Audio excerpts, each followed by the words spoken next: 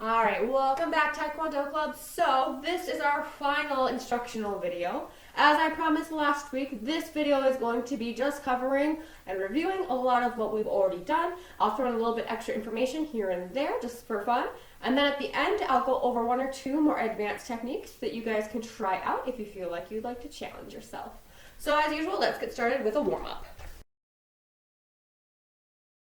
Alright, to start our warm-ups, let's go ahead and begin with 20 jumping jacks, counting in Korean, following along. I feel like it's been a while since we counted in Korean, so following along as best we can.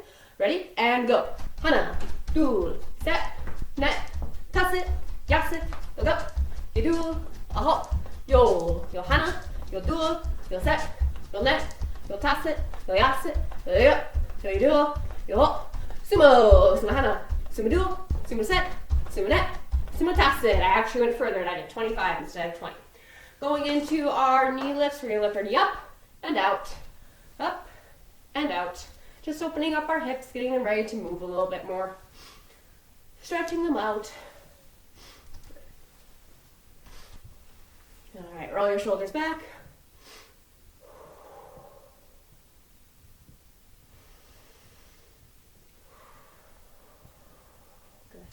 Shake out your arms, get your ankles ready, your toes ready. Go ahead and shake them out too. And then we're going to go into our shadow boxing. That's when we get into our ready stance or our walking stance. We have our guard hands up and we're going to be shifting our weight back and forth. Remember, with shadow boxing, we're practicing jabs and we're practicing crosses. Jabs are with our front hand, crosses are with our back hand. So we're getting into that position. Ready? On one, I'm going to jab. Two, I'm going to cross. Ready? One. Breathing out as I hit. Two. One. Two. One, two. Two, one. One. One. One, two. One, two. One, two. One. Two. Switch sides. Super quick. Ready? Opposite hand should now be forward. Opposite hand should now be back. Ready? One. Breathe it out. 1, 2, breathing out, switching your weight. 1, 2, 1, 1, 2, let's speed it up, ready? 1, 2, 2, 1, 1, 2, 1, 2, 1, 2, and T-shock, that means end. Go ahead, stretch out your arms a little bit, back and forth, see if you can clap them behind your back. Good. Arm circles back. Ready? 하나, 둘, 셋, 넷, 다섯, and forward. Counting to 5 in Korean again. Ready? 하나, 둘, 셋, 넷, 다섯. Good. Hands on your hips. We're going to do hip rotations. 5 one way, 5 the other. Ready? 하나, 둘, 셋, 넷, 다섯. 하나, 둘, set, net, that's it. And shake your whole body out, getting ready for some.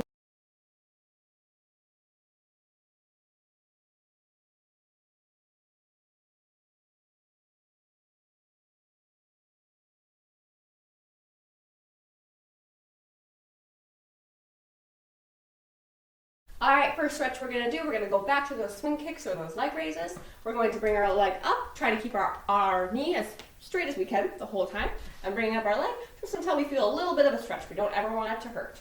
Breathe out every time you stretch up. Ready? 하나, 둘, 셋, 넷,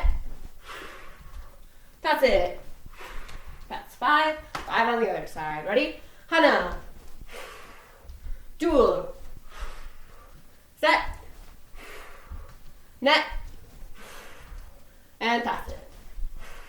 Good. If you feel like you need some more stretch, like your legs are still feeling a little bit tight, go ahead and feel free to do as many of those as you want. But moving on, we're going to go into our runner stretch. We're going to walk our feet until they're about triple of our shoulder width apart, and we're going to bend our knee down, keeping our other legs straight. Good. Breathe in and out. Breathe in and out. Sink into that stretch a little bit more. Breathe in and out. Slowly release your leg, release that stretch, and we're going to switch over to the opposite knee, bending down. Keep that other knee straight. Ready, breathe in, and out. Breathe in, and out. Sink into that stretch. If you need to go a little bit further down, you can to feel the stretch. Ready, breathe in, and out. Good. We're going to go into one more advanced stretch. We're going to go into a straight down split. We're not going to go all the way into a split, but we are just going to walk our feet out until they start to feel like our inside of our thigh is getting a little bit tight. If you need to put your hands down on the ground to balance yourself, you can. One thing, I don't think you can see my feet, but if you can, one thing to think about is you want all 10 of your toes pointed forward. So you're going to start up with your feet just comfortably close together and just slowly walk them out. Don't need to rush it. Don't need to go down as far as you can. Just go down as far as you feel comfortable. And then keep going until you're ready to stop. If it starts to feel too tight, stop. If it starts to feel like you can go down further, keep going. Good. Gotta hold this stretch for at least 10 seconds. Ready? Hana, dual, set, net, tasset, yasit, uga, yadula, aha. Yo, and slowly, slowly, when you return from that stretch, walk your toes together. You don't want to come up quickly from this stretch. You want to slowly release it and shake out your legs when you're done. Good. All right, moving in, we are going to practice our blocking. So from that, we are going to bring our legs again and get into that kimisogi. That stands for we're riding a big, healthy horse, remember? So again, all 10 toes pointing forward. Your knees are bent. Your guard hands are up. And we're going to do blocks. Remember, to start your block, you have to set up for it with your arms in front of you like this, one up by your ear, one up in front of your kind of your tummy area. And volley blocking, if we're doing a high section block, we want to use our top fist just because it's going to be that fraction of a second faster. Ready? And hana. Bring it back. Notice I breathed out when my block went out. Dual. Return. Set. Net. Toss it. And 5 on the other arm. Ready? Hana. Return. Dual. Return. Set. Return. Net. Last one. Return. And toss it. Return. You might have noticed that when I was doing that, one arm would block. Here's another fact. My other arm goes back. This arm is in a chamber. You can think about it as if you're blocking, your other arm is ready to go with a punch to whatever it is that you're blocking from. So arm up, and you can think of that other arm ready in the chamber to punch. Just like that. So one combo you could try practicing at home as you do this in your kimisogi is getting into that set position and going 1, 2, and then switching. 1, 2, and switching. 1, 2, and switching. Remember, you always want to be breathing out as you're doing this. So you would come in, 1, 2, 1, 2, over and over again. Another good drill you can do from the kimisogi position is practicing the aim of your punches. So if I have my arms back ready in those chambers to go, I might go high, mid, low section punch. Then go high, mid, low section punch. Remember back in the striking video when I said you want to be aiming for about the size of a dime? That's where you're aiming for. So when you're punching high, you're going right at the bridge of the nose. When you're punching mid, you're going for that solar plexus or the diaphragm area. And when you're punching low, you're going below the belt. Ready? 1, 2, 3. 1, 2, 3. 1, 2, 3. So those are 2 good drills you can do from the kimisogi position. If you stay in that position for a while, you're going to start to feel it in your thighs, and you might want to stretch them out just a little bit when you are finished.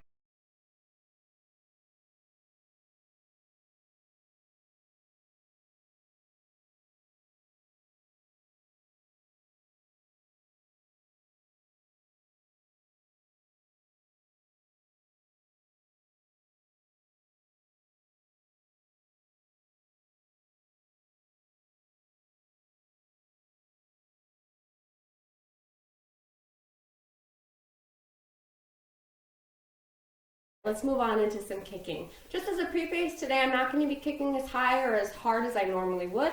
I had an accident and I fell on my stairs the other day and I bruised my tailbone. So kicking is not the most comfortable thing for me right now.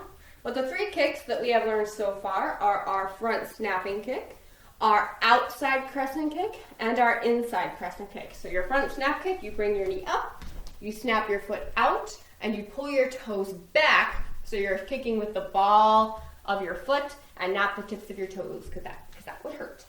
So our front snap kick, just like that. Outside crescent kick, we bring our knee up and over. Inside crescent kick is the opposite way, same kick though. Up and over. A good drill you could do with your kicks is kind of like what we did with our shadow boxing. So we get into that ready stance position and we're shifting our weight from foot to foot. And then instead of striking, we would kick for each number. So a front snap kick could be your 1, your crescent kicks could be your 2, and your 3. So if you want some more detailed information on kicking, let's go back into the kicking video, because for now I want to introduce 2 new, more advanced kicks. One is called your axe kick, and the other one is my favorite kick of all time, called the roundhouse kick. An axe kick is going to start out looking a lot like a inside crescent kick, but instead of coming over and down, you're going to bring it up and then just basically down. So the axe kick, if you are going quickly, looks like this. Now, you might have noticed I slowed down at the very end there. That's because traditionally, if you were practicing an axe kick, you would be doing it against a target pointed on the ground, like a padded target, because this kick is aimed at striking something below you. Axe kicks are really fun. Not fun though if you're going full speed, there's no target, and you slam your heel into the floor. If you have something like a couch or a padded chair, that would be a good thing to practice against, just like I do over there. So I would bring my knee up and down. If you've ever seen people break boards, lots of martial artists like to break boards, it's really fun. This is a very popular kick for that because it's extremely powerful and you can break multiple boards with it. So that's a very strong kick. The next one is a very fast kick. This kick is called the roundhouse kick. Roundhouse kick is very technical. You're going to start, it's easiest to learn this by starting with your back leg. You're going to be in that ready stance position. I'm going to bring my knee up, over, and snap my foot out. So if you are watching the final product of that, I have my knee out and my hip, shoulder, and toes are all pointed in the same direction. If you are feeling unbalanced in this kick, that's totally fine. This is a good one to start practicing using the wall on. So I'm going to bring my knee up, out, and back. This is a very fast kick once you learn how to do it properly. So all 10 toes, my shoulder, and my hip are all pointed in one direction. This kick is so fast. We had challenges back in the day where we do as many as we possibly could in 10 seconds. The record at my academy was 23. That was one of my students who beat my record at 22. I was a little upset about that. And finally, to finish up our last video of this session, I want to go over our steps to self-defense situations and a few safety reminders and some practice reminders too. So with self-defense, remember from our video, we have 5 basic steps that can help us in whatever self-defense situation you might find yourself in.